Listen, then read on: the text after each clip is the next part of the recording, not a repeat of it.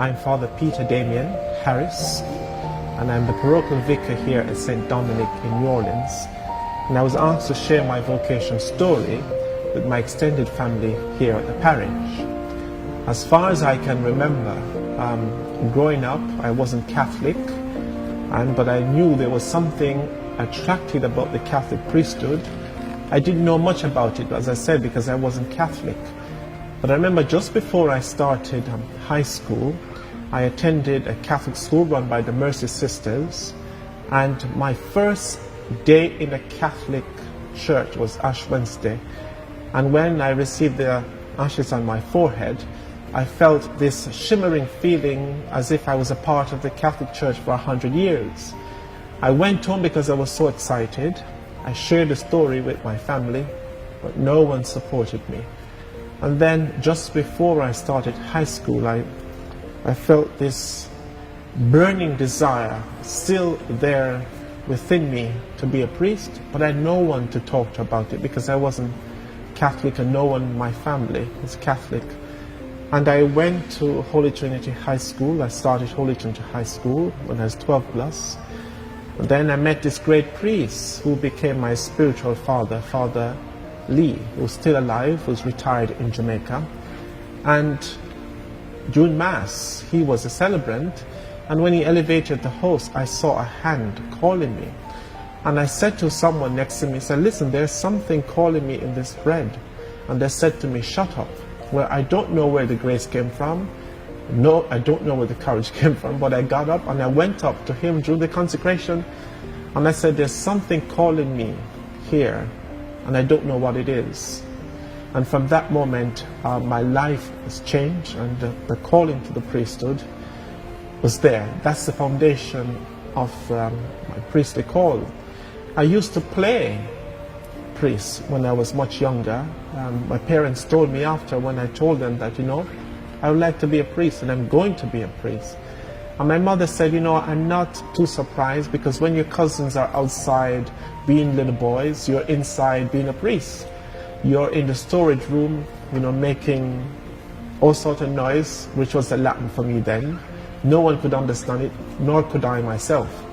But nonetheless, that was the foundation of it. I used to have my own rites, funerals, weddings. I used to make caskets or coffin out of these clay, and I used to bury the dead, and that was it.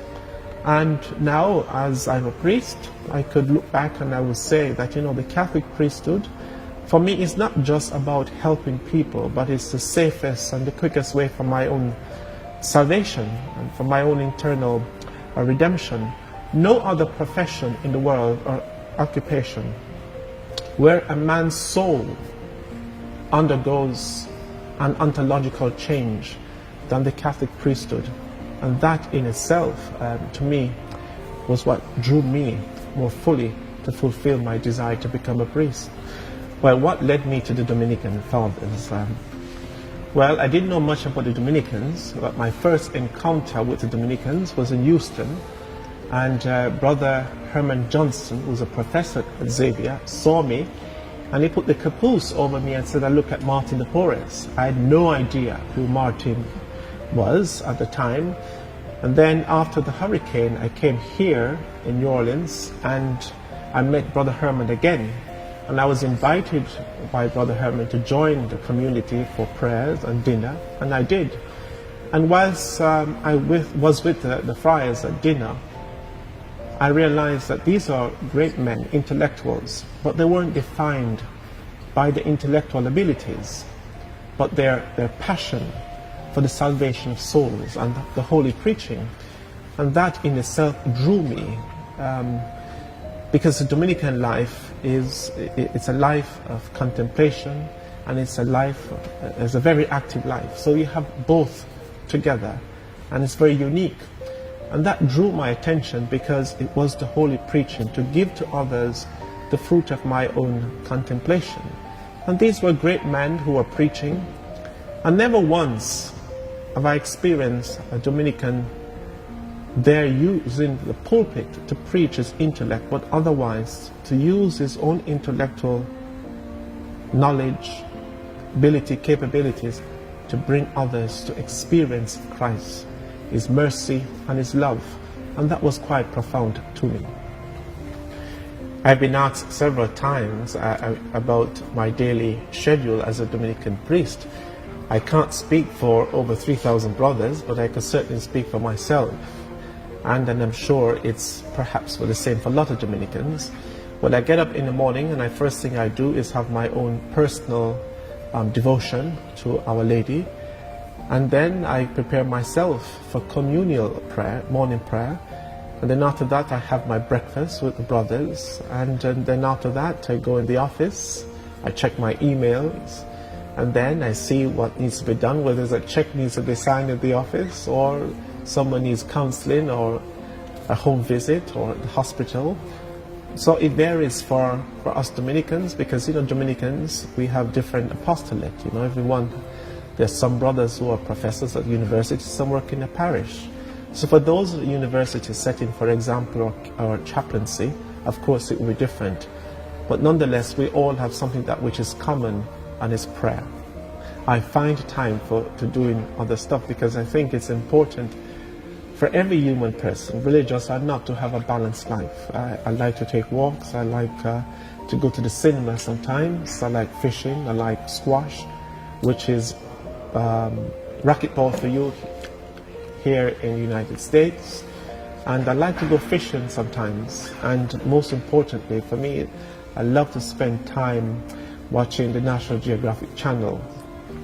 I remember as a child I used to go fishing with my father and with my best friend Maurice and Hamrai. We usually go Friday and come back home by Saturday, or we go Saturday night and camp out until Sunday morning. When we come back, take a dip after fishing and get ready to go back to church.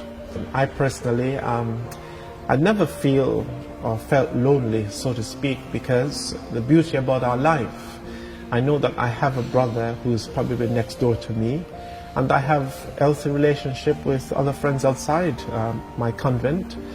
And with the age of technology, I Skype with my friends or my family, or WhatsApp with my family in Jamaica. I mean, I do get lonely to the extent that my parents, my family are not here in the United States. But as a priest, if I'm lonely, it's because of a choice. There's no reason for me as a Dominican to be lonely as a religious friar. I could always pray if I'm lonely.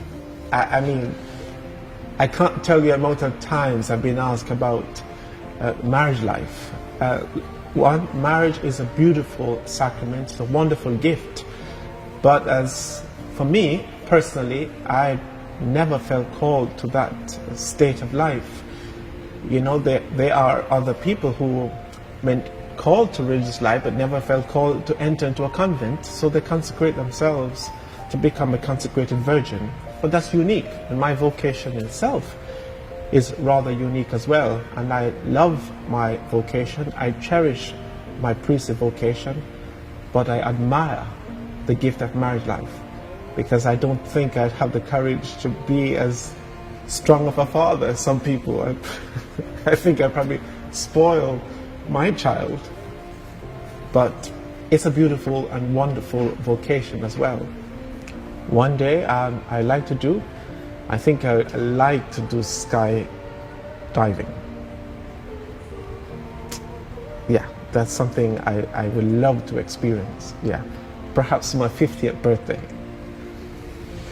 And how old are you now? I'm 37. So you have some years to think about this. That's foolish right. idea. Yes. Father, do you have anything else you want to share with your family community here? Well, I think as I share my story, I do hope my story is one that will perhaps help someone else who may be who may feel the call to become a priest and perhaps have no one to talk to. We're here. But if God is calling you, don't be discouraged. Other friars are here where you could come and share your story, because it's God who calls and God who equips us who are called by Him to make the sacrifice. And if He's calling you, don't give up. Just give in to His call. Thank you very much, and you pray for more vocation as you and pray for me as well.